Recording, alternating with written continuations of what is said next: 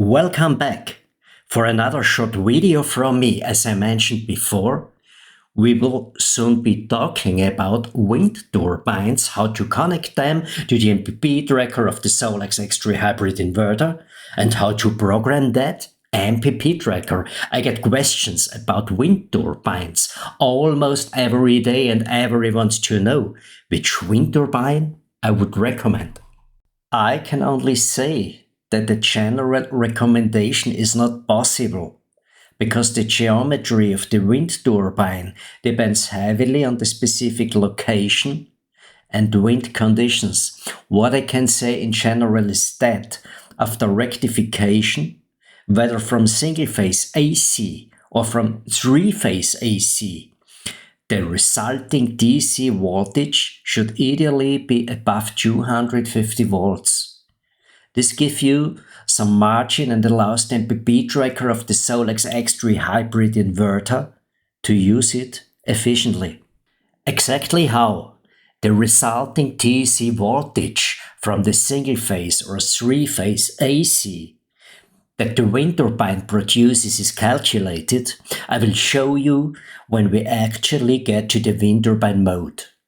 However, I can recommend a wind turbine if you provide me with the recordings of the wind data from the location where you plan to install it. To get those wind data, you obviously need something that measures the wind for you. How strong it is, which direction it comes from, how gusty it is, and whether it's steady or changing all the time. You can do that with a weather station.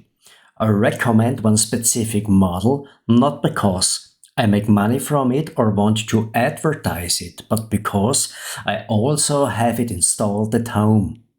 You will find which one it is along with an Amazon link in the video description. This weather station can also be perfectly integrated into Home Assistant, but there are a few things to keep in mind. Many people spend hours getting frustrated with it.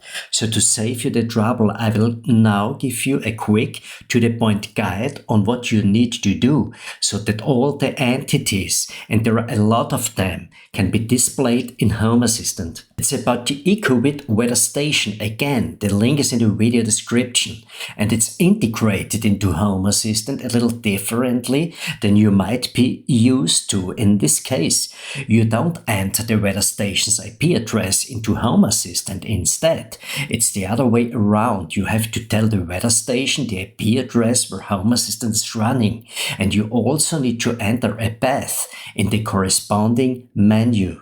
You will get this path from the Home Assistant Ecowitt integration. To enter this data, you need to open the web portal of your weather station in a browser when it's online via its IP address. This means you check your router to find out which IP address the weather station is using in your home network, enter that into a browser, and then the settings page will appear. You will see several menu items there, and the second one from the top is Weather Services. At the bottom of that section, you will find Customized.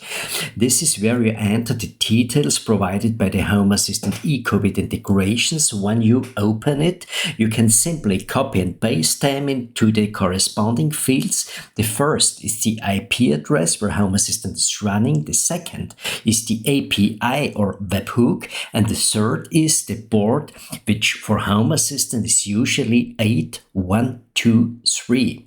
Below that, you can see how often the data should be updated in Home Assistant. On my setup, it's every 10 seconds. When you click Save, you will see your Ecowitt weather station listed under Devices, and among other things, you will be able to view the wind data there. If you collect this data over a longer period, at least 1 month, but the longer the better, then alexGPT, which is available to my channel members, can define the ideal wind turbine geometry for a specific location.